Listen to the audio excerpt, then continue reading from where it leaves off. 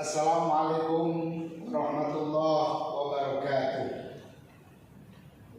Terima kasih pada para mahasiswa walaupun lewat Zoom di rumah masing-masing. Kali ini Bapak akan melanjutkan pembelajaran mata kuliah Kapita Selekta Pendidikan. Ya. Minggu lalu kita telah membahas tentang masalah komponen-komponen yang ada di dalam manajemen pendidikan Islam. Sebelum Bapak mulai, ya, Bapak akan mengecek dulu kehadiran kalian, apakah sudah hadir semua atau belum. Ya. Terima kasih atas kehadirannya.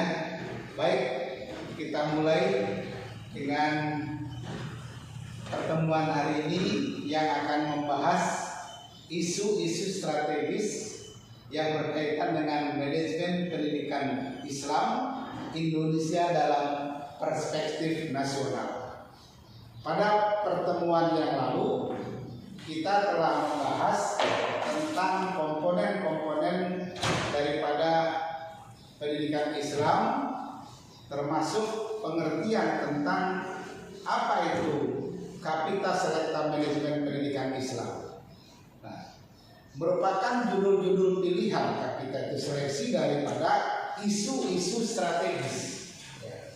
Artinya isu-isu yang update yang ada di dalam dunia pendidikan Islam saat ini. Dan inilah yang akan kita bahas pada pertemuan kali ini.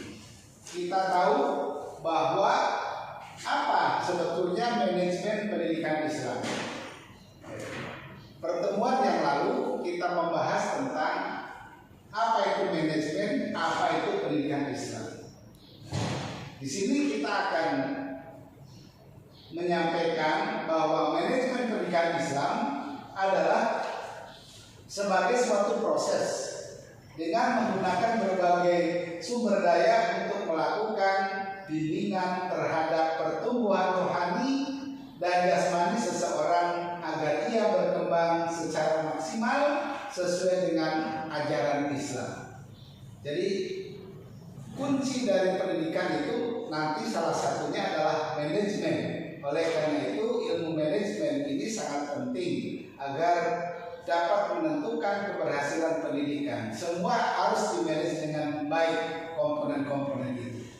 Kemudian kita lihat, ya, apa sih isu-isu manajemen pendidikan Islam? Kita tahu bahwa pendidikan itu termasuk pendidikan Islam. Ya, pada pertemuan yang lalu kita telah mengenal komponen-komponen pendidikan dan apa hubungan antara komponen yang satu dengan yang lain tentu saling berkaitan. Dan isu manajemen pendidikan saat ini yang sangat urgen kita tahu adalah tentang tantangan global.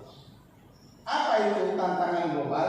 Di mana proses pendidikan harus mampu menyiapkan peserta didik dengan kompetensi profesional yang tinggi guna di dunia kerja. Oleh karena itu, persiapan secara kompetensi, keahlian dan keterampilan harus benar-benar teruji sehingga Indonesia sebagai negara yang tidak akan tersisihkan karena mampu bersaing, ya, dengan negara yang lain, ya, di mana ini merupakan konteks dari tantangan globalisasi. Ya, apalagi dalam dunia pendidikan Islam ini tentu tantangannya sangat berat, di mana pengaruh daripada dunia barat sangat terasa. Kita harus mampu bersaing dengan pendidikan di dunia barat. Kemudian nih, yang kedua kita lihat tentu kurikulum juga ini sangat penting. Isu kurikulum memiliki peran penting demi menciptakan generasi muda cerdas, berkompetensi, berkarakter, berakhlak dan menciptakan ide-ide baru dan dapat bertanggung jawab. Dengan adanya kurikulum yang baru dan terdapat pembaharuan ke arah yang positif dan efisien, tentunya akan menciptakan pembelajaran yang dapat menciptakan tujuan nasional yang ditetapkan. Ini merupakan isu pergantian kurikulum. Kita tahu dalam siklus 10 tahun kita selalu ada perubahan kurikulum. Ada kurikulum 74, 75, 84, 85, 94, 2004, 2014. Kita kenal ada perubahan kurikulum berbasis kompetensi atau KBK, kemudian ada kurikulum merdeka, dan sekarang yang sangat baru di Indonesia, khususnya di Kementerian Agama, sedang kita kembangkan kurikulum yang berbasis cinta.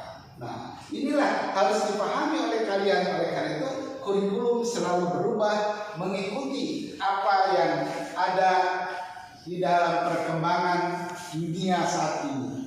Kemudian kita lihat sekarang bagaimana juga metode. Metode juga sangat berpengaruh, ya. Apa pengaruhnya?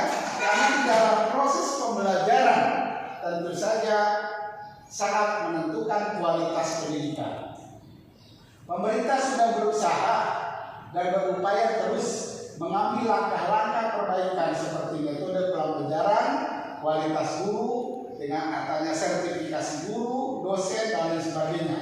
Perubahan dan perbaikan ini serta pengadaan sarana prasarana pendidikan, tetapi sangat bisa sedang kita kembangkan kurikulum yang berbasis cinta. Nah, inilah harus dipahami oleh kalian. Oleh karena itu, kurikulum selalu berubah mengikuti apa yang ada di dalam perkembangan dunia saat ini. Kemudian kita lihat sekarang bagaimana juga metode.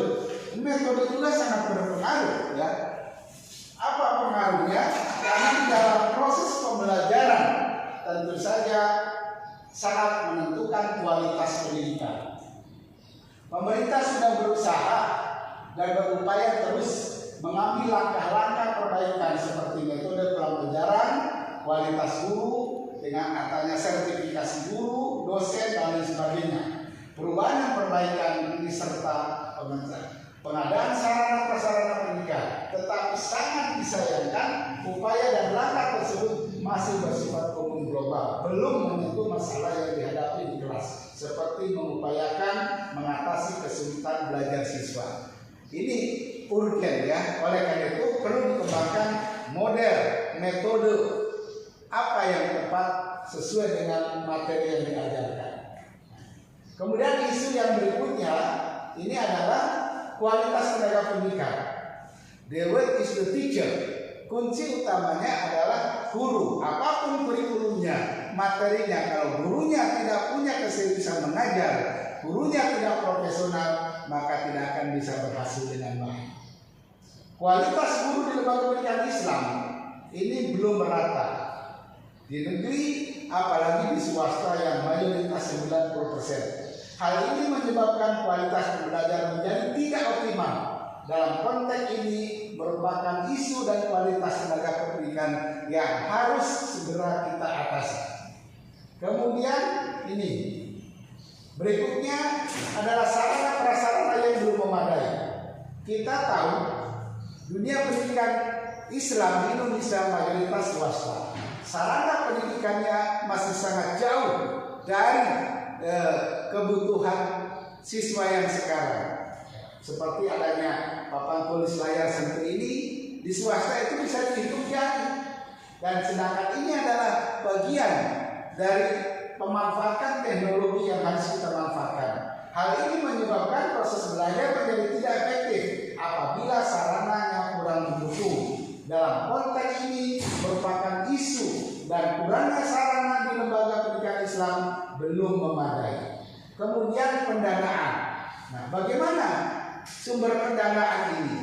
Ya, karena dana ini sangat juga menentukan bagaimana sarana prasarana bisa tercapai. Dalam Undang-Undang Nomor 2 Tahun 89 ditetapkan, ya, pada bab 8 pasal 336 dijelaskan mengenai sumber daya pendidikan, sumber pembiayaan pendidikan terdiri dari beberapa bagian. Ada APBN, APBD, dana masyarakat, sumbangan dari pemerintah daerah setempat, ini merupakan isu dari pendanaan. Karena kita ini di Kementerian Agama tentu sangat berbeda dengan di Dinas Pendidikan. Kita tahu bahwa kita sentralistik ke Kementerian Agama pusat, tapi kalau SMP, SMA ini adalah pemerintah daerah, sehingga kita sering tidak kebagian kue dan wilayah. Inilah yang menyebabkan kita masih tersendat di dalam pelaksanaan pendidikan.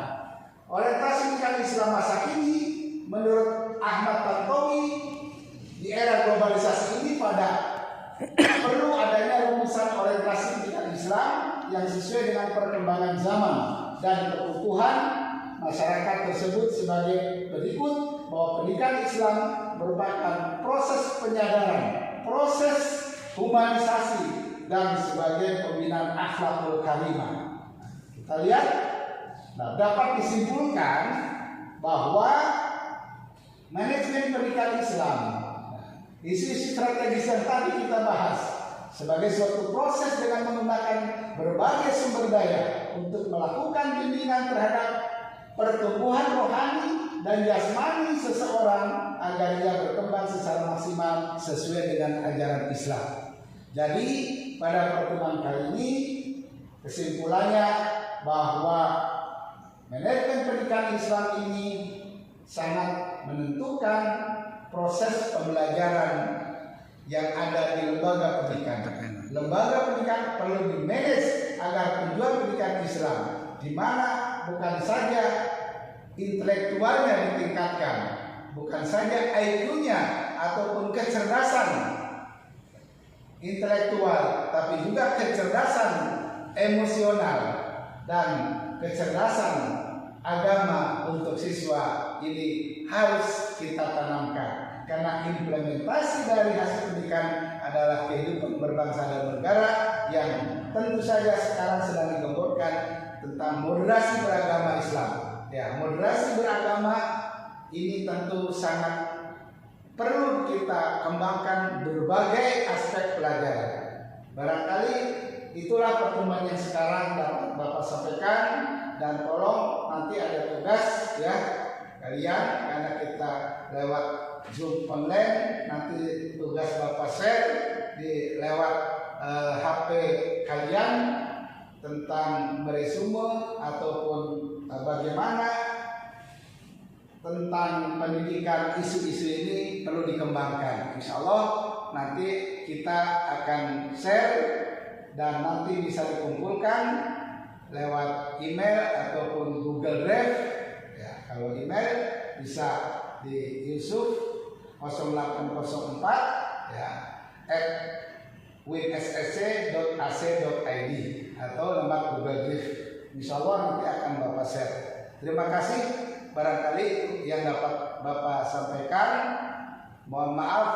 Assalamualaikum warahmatullahi wabarakatuh.